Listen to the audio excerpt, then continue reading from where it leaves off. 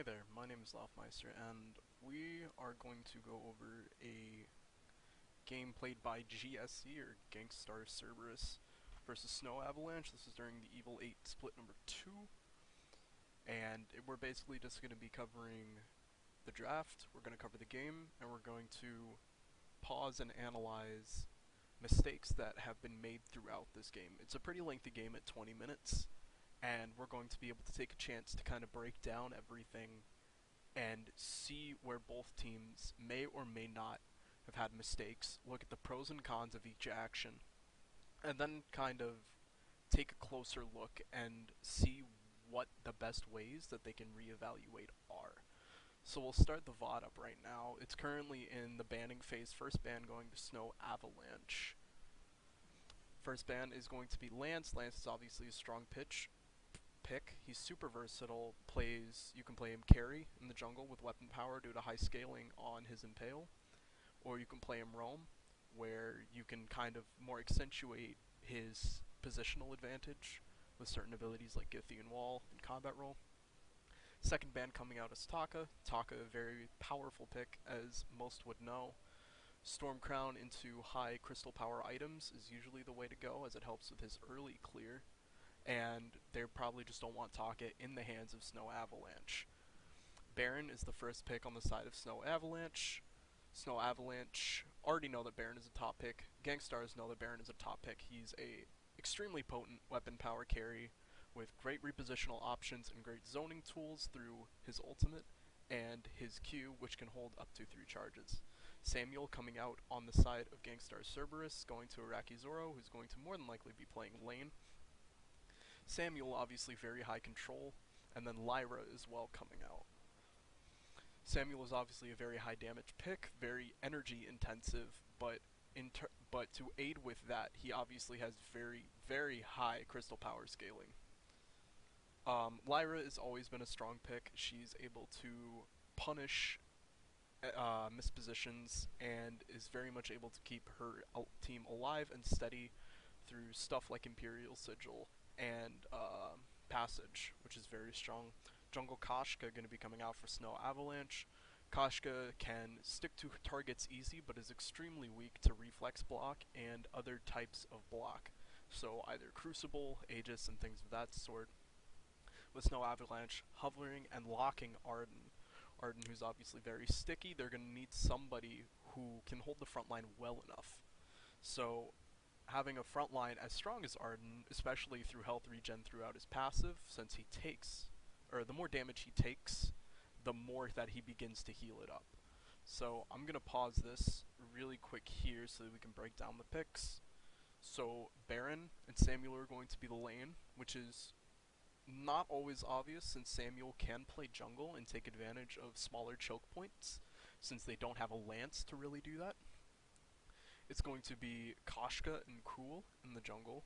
Cruel, who's obviously very good at sticking to one target, I feel like it'd be able to punish Koshka very much so, simply because Koshka doesn't really have the mobility unless she's able to target another hero or an enemy minion within either the jungle or in the lane, so I think Cruel will be able to lock her down very well, as well as Baron, if he's able to catch him after jump jets is on cooldown, because the cooldown can be pretty lengthy. And then it's going to be Arden and Lyra on roams, which are two very standard picks. Lyra obviously a little bit more of a backline roam due to her relatively innate frailness, but can be fixed with items like Fountain and Crucible and other things like that, while Arden is more of a head-on sort of character, and I think pairs well with Koshka, because Koshka obviously doesn't have a very high health pool in contrast because of that. So I feel like if we look at the draft, on the side of Avalanche, I think Avalanche is going to be able to take bigger fights a little bit easier if they're able to catch Gank Stars off guard. You're looking at characters like Baron, who provides ridiculously high amounts of either crystal or weapon power, depending on how it wants to be built. But weapon power, obviously the splash damage, especially if a team like Gank Stars is going to be grouped, it's going to cause a lot of issues in terms of how much damage is going to be put out by the cleave on his passive. With characters like Koshka, Koshka can lock down somebody like Samuel, who is super dependent on his spells, and leave only somebody like Cruel up. But the problem is that Crucible, which is only 1850, or Reflex Block, which is only 700, will easily shut out Koshka's stun, which is her only form of hard crowd control. Putting Arden in the front line makes them have the decision of using Crucible to either save one life or save many, because Gauntlet provides a very big zoning space, and it also provides a trapping area. Usually nobody's going to walk into the stun unless they're able to Crucible. So it gives Baron a big open spot in order to deal all of this damage. On the side of Gank Stars, you're able to see, obviously they have a lot of area damage through Samuel, but they also have the ability to lock down targets with Cruel. So I feel like having a Cruel initiation is strong, but they need to be able to take the target out quickly. So with escapes like Jump Jet, and then Arden with shields and other things of that sort, is going to prove to be an issue. So we'll continue on into the game as it goes in. There's about 10 seconds before we actually get into the game, and from then on out we'll be looking mostly at positional things and not really commentating over the very basic stuff, or the very well-known stuff like jungle starts or other things of that sort. Obviously we'll be able to make comments on other things like their starting builds, which can always vary, especially for like crystal power junglers like Koshka, but I don't think that'll be an issue. Baron going for Weapon Blade in 2 pots like most would. Lyra opting to be much more defensive for the Koshka with a light shield. Iraqi Zoro playing Samuel doing the same exact thing with a light armor to deal with Baron. And Bastion on Arden is going for only 1 health potion, but also snagging a flare and a oak heart in order to stay alive. So jungle starts are super basic on the side of Snow Avalanche, as well as for Gank Stars, obviously going for the very basic clear of clearing off the side camp first, going up to the 2 health monsters, and then splitting up. Arden already snagged boots for early mobility, Koshka finishing clearing up the 2nd health, and Arden is going into the enemy jungle for vision. You already see that Waldemar is getting pushed out very heavily by the combo of Samuel and Lyra, but Bastion is able to jump in pretty easily and set down Lyra very, very low. So I'm going to pause here. We see that Lyra has a flare, and she just used them. She had 2 to start out with. So I think, especially if it's just Waldemar up in lane this early, and you already see that Net2Let has rotated, there's probably good and ample reason to use your flare just a little bit earlier, and I feel like that damage on Lyra would have been avoided. Because obviously Lyra's very low, and stuff like Imperial Sigil do cost pretty high energy, so these kinds of things are something that can be punished pretty easily, because if they didn't have the flare there, they could have easily weaved back from the brush probably about here, and then just the next second fly over, have Arden jump in, and just probably do the same exact thing and net a kill on Lyra. Samuel's a little bit more of a wild card, since Samuel can use his Dark Presence, the little AoE that he shoots out. Obviously not level 2 yet, but if that was the case, that could have been a possibility. But I feel like if Gank Stars used Vision just a little bit earlier, they would have avoided the damage on Lyra, and probably secured a kill within the next maybe 10 seconds afterwards. So Koshka already got a 2nd crystal bit in order to help the clear, which makes perfect sense. There's nothing wrong with that. And you have Tento kind of scouting out. Now, here's where a big problem is going to come in, because you see already that Bastion has gone in very, very deep onto Lyra and Samuel. Lyra already has early power curve throughout her passive, where it costs energy, but it shoots out an extra missile on her basic attack, and it scales with her crystal power. So this extra damage that he's taking, on top of Samuel's Malice and Verdict, which is on a ridiculously small cooldown, especially if you have Dark Shadows out, and the high damage it provides early, mid, and late game because of how consistent the scaling is, you're risking a lot jumping into that even with a 1 level advantage. So we'll continue here. So Lyra, you can see, already does a good chunk of what is already low on Arden's health. Arden only being around 200. A single Malice and Verdict plus a basic attack would be able to kill him, simply just right now. And it is extremely risky for Arden to even be staying in this area. So you see Arden is still staying despite, you know, how dangerous it really is to do this. Arden is able to jump out with a shield and jumps to Valdemar. Arden uses vision, and this is where it basically, this is where the first issue that I see out of Snow Avalanche really shines through. Iraqi Zoro is already level 2, as you can see. Iraqi Zoro now has options to both of his A and B, as well as Lyra. Lyra doesn't have enough energy for Bulwark, so she can't punish them being out of position exactly, but by taking control of this bush, and Iraqi Zoro being able to push from the top here, is able to drop this looming presence. I can't recall the name at the moment, but is able to drop this on top of both Waldemar and Bastion, and then get the fact that Malice and Verdict is basically on a 1.5 to 1 second cooldown, and he's already at half energy. So he's able to pull off maybe 2 or 3 at the most Malice and Verdicts. That's a lot of damage at level 2.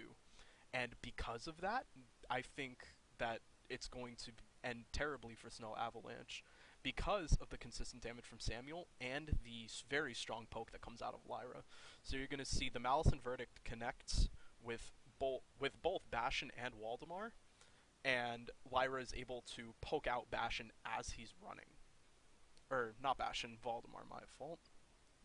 Krul is sticking to jungle clear as well as Kashka. They're just trying to get their high-powered items quickly enough in order to make an impact. They're already... Now that Snow Avalanche are very far behind, well, not very far behind, they're about 0.6k now, but they're able to really kind of push the lead now that they're behind. Koshka, you could see, who's already down to half HP, there was no reason to really roam up to lane and sit in the bush. There's no positional advantage out of that, especially since Lyra and Samuel, who's extremely strong, and Koshka has no real way to deal with Samuel unless he's able to get him up close, and he has all of this stuff on cooldown. It's going to provide not as much of a positional advantage if Kashka just stayed in the bush. Instead, she could have maybe stalled lane, walking up to the creep wave and drawing aggro, probably moving it around a little bit before it hits tower range, in order for Waldemar and Bastion to catch up. So Lyra already went down and back to base in order to pick up Fountain, or like I believe it's some sort of fountain. It's not the finished Fountain of Renewal, but it provides her with extra health regen, so she's going to be stockier now, and it's going to be even more of a problem for Waldemar to really mess with. Sam is now level 3. Samuel, who obviously is basically the damage powerhouse of this team. Krul is, you jump in, you kill one target, and you're more than likely going to die, just because Krul has no inept escapes, or is inept at escaping, and therefore provides issue when maybe some trade doesn't really go right. You see Lyra already pushing Waldemar out of his lane, but Koshka here is able to jump on the fact that Nettoulette went instead, and is going to probably try and go around here to meet up with Tetno. The only problem is that Koshka is now able to see that Nettoulette is down here, so she's able to not only fit in damage, but she also has information now that she can give to her team that they are more than likely being counter-jungled by Tento. So Iraqi Zoro is now rotating with the rest of the team, probably in order to buy or to just rotate back to their tower in order to be safe. You don't want to rotate from this position here to this position here when you already have Kentisik I'm probably pronouncing that awfully, but when you have Kentasik and Waldemar appear, rotating from here to here, just this little area will be able to provide enough information for Baron to read positioning with his A and really fit in a lot of damage. Not to mention that it probably won't go that well for somebody like Kentasik or Waldemar. Despite that, it's still good information to know that they aren't going to be roaming through this direction. So Gank Stars has a smart flare here in order to check for Kentasik. The smart flare is really enough for them to push the advantage now that all three are up there, and they're going to more than likely try and hunt for a kill. So with no kill available, Baron blew his escape, so they know that that's on cooldown. It's a very lengthy cooldown, especially early in the game at roughly 20 seconds, so they know that if they want, they can find a way to punish that. Arden is going for more positional advantage, trying to go through the brush, since he is stockier than Waldemar. There's vision being put up at this top bush, probably just in order to scout it out. Waldemar is taking a lot of damage because he's not as good at skirmishing early than Samuel is. Samuel is able to trade and get a lot of damage in early with his passive that gives him health and energy on hit every so often, and with Malice and Verdict being on such a low cooldown and is such a powerful spell. Big mistake here is going to be them staying, in my opinion. I feel like they're going to be able to do the exact same thing that GSC did the last time, and where Samuel went north and Lyra went towards the southwest, and they were just able to kind of close in on them, almost like a triangle, and just move forward and then converge at a single point in order to deal a ton of damage and basically take care of Bastion and Waldemar in an instant.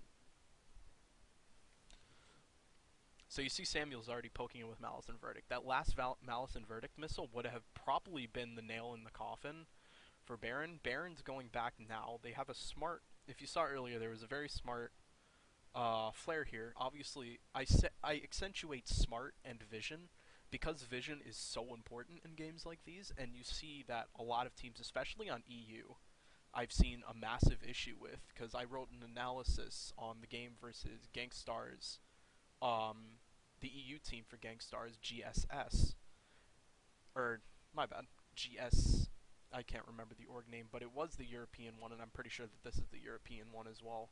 But SK, it was GSC versus SK, and the biggest issue that SK had was a lack of vision and micro decision making. Basic things like when to go back to base, or when to engage in a 1v1 or 2v2 skirmish arena, and SK was very weak about those things. So actually having vision coming out of SnAv Avalanche is good, and it lets them have the information they need in order to lessen the blow of having both Samuel and Lyra, as well as a Cruel who is already level 5. So if we continue here, Koshka is just going to help Arden by clearing the wave and trying to ease the pressure of the fact that all three members of Gank Stars are up top. So Koshka ate both of the missiles off Malice and Verdict, jumping in to try and clear a minion. My biggest issue is the fact that they're playing extremely risky by holding this close to tower and having no HP. Koshka is at 91 HP.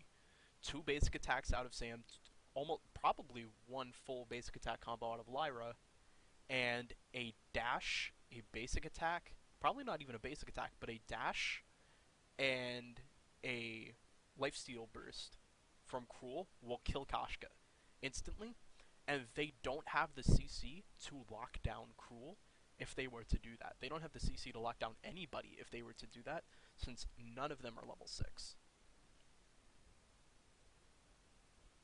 So you see, because of this, Tento has so much room in order to jungle and counter invade, as you could see right here, just like I thought. So he's able to push Koshka out of her own jungle and will more than likely die for it, as you can see. So there is awful decision making going on here for the Koshka. Koshka has to think about, is Cruel going to be in my jungle if I am this low? Cruel saw me escape. Does he actually think that I'm going to go back to base? And 3, they have to think, do we need more vision in the jungle in order to see if Cruel is going to be counter jungling? You have to have vision and you have to have this decision making in order to understand that maybe it's not the safest idea for you to go back into your jungle, even if it's to clear and get health out of the bigger creeps. So what you have to think about is if the risk is really worth the reward. Your biggest reward out of this is probably around 80 gold. Probably a little bit more, probably a little bit less if you kill the big creep and get the health out of it. Despite the fact that Koshka was at 91 HP or lower before killing that. Cruel was at almost full HP and had his ultimate up. So he was able to hard CC, engage, and basically get a free kill because of Kentis6's awful decision making. So you can see Araki Zoro is basically pushing his lead against Baron, and Baron is obviously extremely low. The one thing that I noticed specifically about European Vainglory teams is a lot of them can be very greedy. So they want to be able to get back ahead. They want to be able to stay in lane and get as much gold and as much experience as possible. But if you are this low, it is damning in any game to be this low under a tower where 3 members of a team are nearby, one of them whom can heal, the other who can dive really without a problem, and the other who can provide consistent damage from afar. Excuse me. Alrighty. So we'll see here. I'm expecting Baron to die, simply because all 3 members of Gank Stars are up here and are going to be able to capitalize on Baron. So Lyra pulls out an Imperial Sigil, she takes 2 tower shots, a single basic attack will do that. So Lyra got a little bit of damage in, and then Sam was able to clean up. But stuff like this is not good for the team. It doesn't provide anything by Baron staying in lane.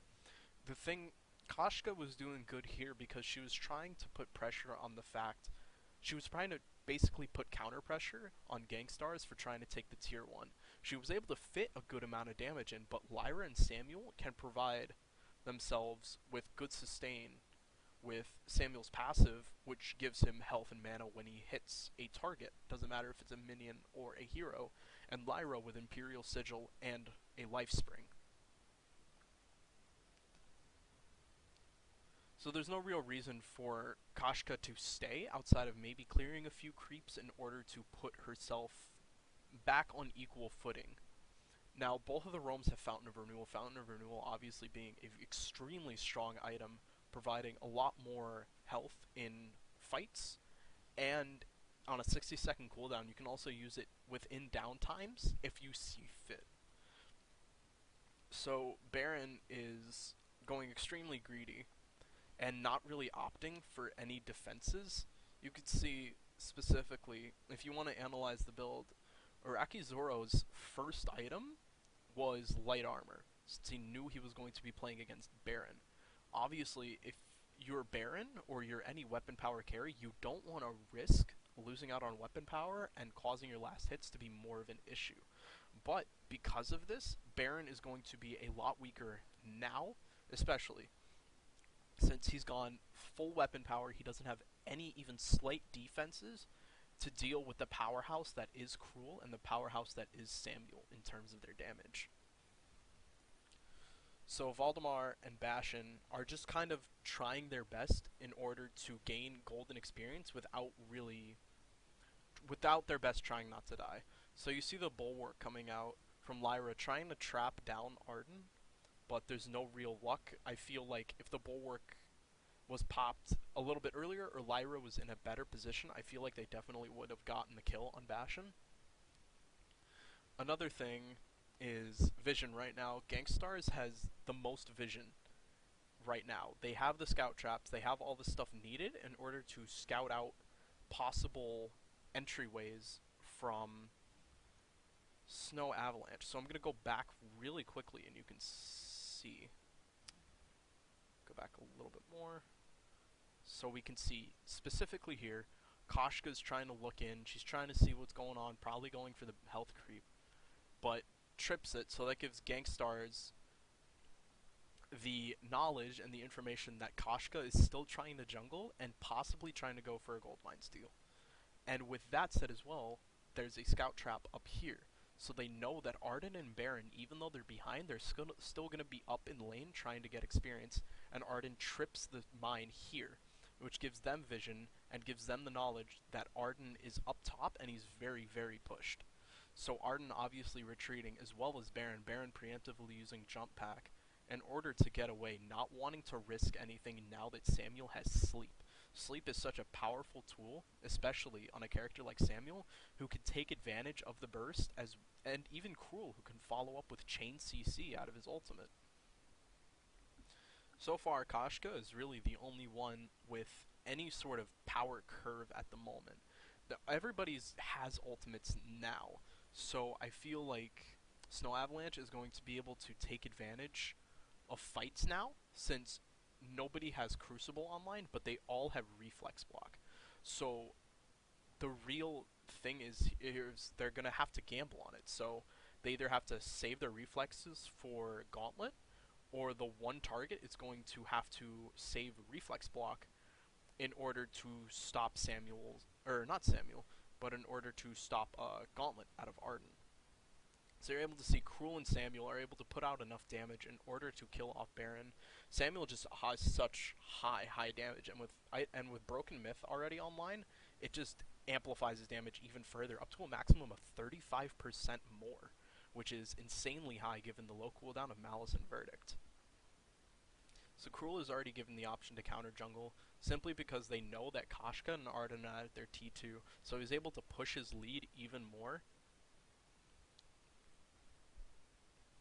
So they're already roaming now. There's more vision now in the Avalanche jungle, which is just going to put Koshka further behind. I feel like having Koshka in this game specifically is just not very good, simply because while it's good to quote-unquote lock down a target, her only way to lock down a target is able to be blocked by an item that only costs 700 gold. So lack of ample vision was able to punish Arden. Arden has 2 flares. Let's take a look at that. Arden has 2 flares. Flares are only 25 or 50 gold each. I can't really recall myself, but it's awful to have vision and then not use it. Like, it's better to have something and need it later than need something and not have it. So I think they really need to take advantage of the fact that they're able to buy vision. Like, after Fountain, I specifically would have gone straight into a contraption in order to keep vision, because vision is so important, especially when Gank Stars not only have the lead in terms of their levels, but they have the vision advantage too, because Lyra is actually using scout lines and is able to do all of this stuff. Like, they need a contraption in order to scout out all of these points where they could probably lose. They need the vision, and they need the scout traps, and they need the flares in order to cover all of this ground that they are losing because of the lack of vision. So I feel like contraption needs to be online for Arden immediately. As you can see, he went for Atlas Pauldron, obviously wanting to deal with Cruel, but Cruel is not going to be going for him in most cases. One of the rare cases obviously being what just happened earlier because of the lack of vision. So if we move on, Baron's just trying to pressure Cruel out of there, but the problem is Cruel is so survivable and he's so ahead right now that he's just able to just push so much damage. And with having Stormcrown online, it makes his clear and his counter jungling potential astronomically high. You see the high damage out of Samuel coming through, and the biggest thing is that Baron needs to go back quicker. He knows that he can't duel Samuel, and Lyra is there to keep Samuel healthy. So there's no reason for Baron to be trying to duel with either of these characters if he wants to stay alive. So Baron finally has Breaking Point online, so he's able to increase his damage a little bit longer. But you see Cruel is just tearing through these objectives because of Stormcrown and his insanely high lifesteal and dueling potential. Arden was using one of his flares in order to really scout out if they were doing gold mine or not, since it was pretty close to full, if not full already. So this puts Snow Avalanche in a very awkward position. They're behind 4.6k gold because Baron's unable to farm, Koshka's unable to farm, and Arden is just pushed so far back that he really can't cause any initiations for any big fights. So Koshka's able to jump in, she bros her Full Moon Frenzy onto, I believe that was Lyra, and she was able to Crucible and cause no problems. The Gauntlet comes out from Arden and tries their best to block in the 2, which succeeds, and Koshka is able to get out alive. So there was a good Gauntlet out of Arden defensively in order to keep his teammate alive. His vengeance into that was definitely a mistake because he took just a big chunk of damage, but he's able to walk out and then just use Fountain in order to keep himself alive, but is pushed back again by Malice and Verdict. So the one thing here is that they're not using vision again. So there was a scout trap here, Cruel was over here clearing the health camp, counter jungling again, and Samuel and Lyra were over here. There's 3 points of contention in which a flare could have been thrown. Throwing the flare here would have revealed the scout trap, had the possibility of peeking Cruel over in the corner, giving them the information that he's in our jungle and he's able to react quickly if we push forward again with any damage. And they already know that Lyra and Samuel were over here because minions were following through ever so slightly. So they're able to kind of converge into this bush and will more than likely be able to push for a lead. So you see Iraqi just using Malice and Verdict earlier to try and push some more damage in and is going for wave clear now. So Cruel's going back into the jungle. He has high jungle control with both Stormcrown and a 1-level lead over Koshka, and is just able to easily clear and provide just massive trouble for the team of Snow Avalanche.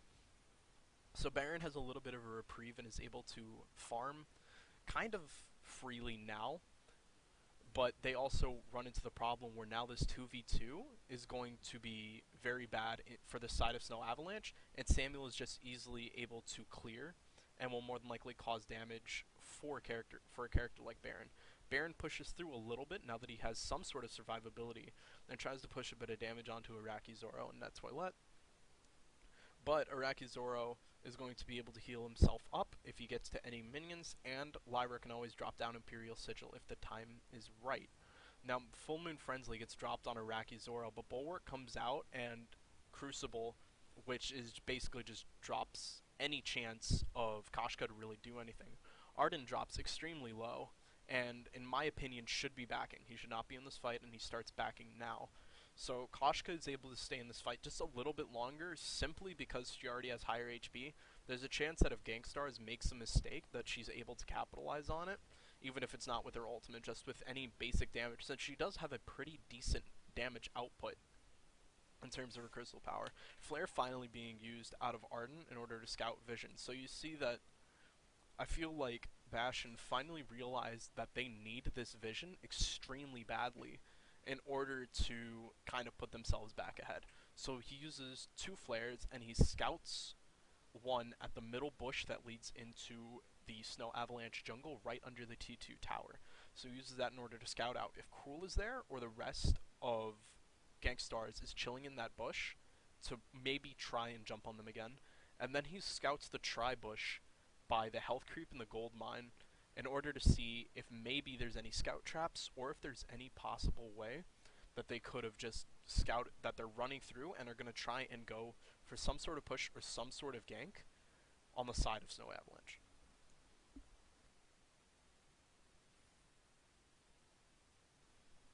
So Arden trips a mine and is more than likely just trying to reduce the vision that Gank Stars have, even though they have basically dominated the map with scout traps at the moment.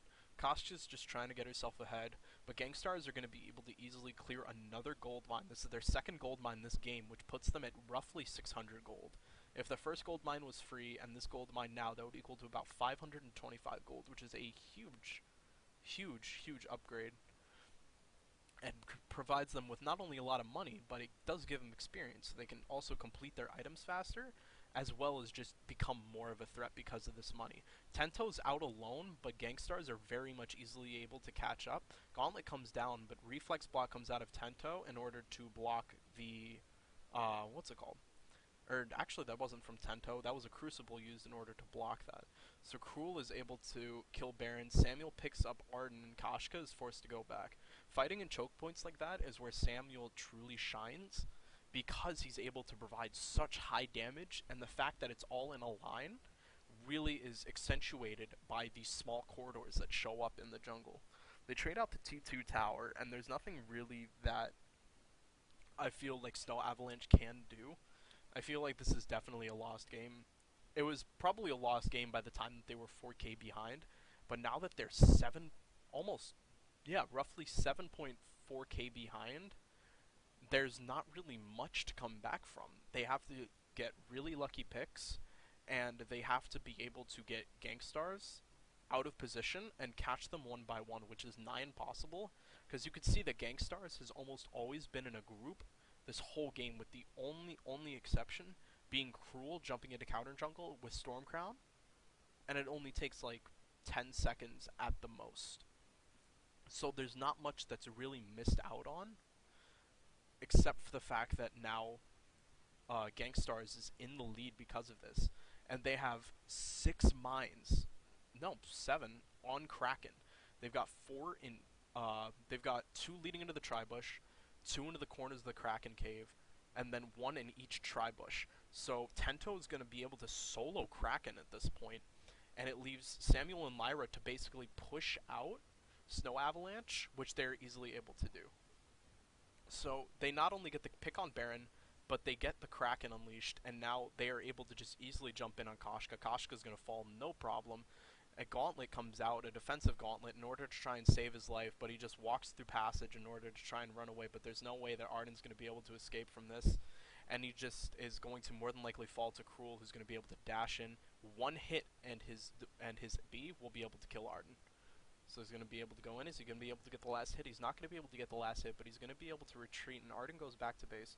Samuel, Cruel, and Lyra just pounding down on their tier 3 tower. Baron finally responds, but I don't think he's going to be able to do much. They're going to have to defend Kraken in order for them to really, really find a spot. But I don't think they're going to be able to defend Kraken because they're behind both 2 and 1 levels, 2 on Arden and 1 on Koshka. They're just not going to be able to defend it. So Samuel's able to sneak in with a Malice and Verdict in order to pick out. Baron is able to get a lot of damage out on Arden, but I don't think they're going to be able to kill. I think SnAv is just going to have to give up the game here, with Kraken going hard on the base towers and going straight for Vein Crystal. There's nothing really SnAv can do. Lyra poking out, Samuel dropping all of his abilities, probably in a hope to kill Arden in order to cause a little bit less pressure while they end the game. So that is the end of the game. There's nothing really more to see here. The biggest issue that I think falls for SnAv is there's no vision. There was such a lack of vision in between the transition of early and mid game that it basically just snowballed out of control in favor of Gank Stars. So Gank Stars was able to accentuate on that because they have characters that are super prominent from coming out of these choke points where there needs to be vision, like Cruel. Dead Man Walking gives ridiculous movement speed if he stays in a bush for a little bit of time. If you scout out that bush, then he either has to retreat or he stays there and duels. In the early game, you will lose to a duel to Cruel. You need items in order to prevent that duel from going in his favor. So they need to have this vision in order to prevent the duels, and they need to have the vision in order to kind of push back any plays that Gank Stars might have in their mind. On Gank Stars' side, they controlled the map with vision so well that it basically took over on the side of SnAv. SnAv couldn't do anything without Gank Stars knowing, and SnAv basically fell apart in that sense. So Gank Stars, with all this vision, were able to take control of jungle. Cruel got Stormcrown online super early and was able to solo objectives and clear Koshka's jungle in a matter of seconds. So Koshka had no way to really get ahead and was stuck sharing lane experience with the roam and the carry, which sets everybody back. So that'll be the end of my first analysis, Vainglory analysis at least. And I thank you all for watching. If you made it this far, if you liked the content, let me know, and I appreciate it a lot. I'll see you guys.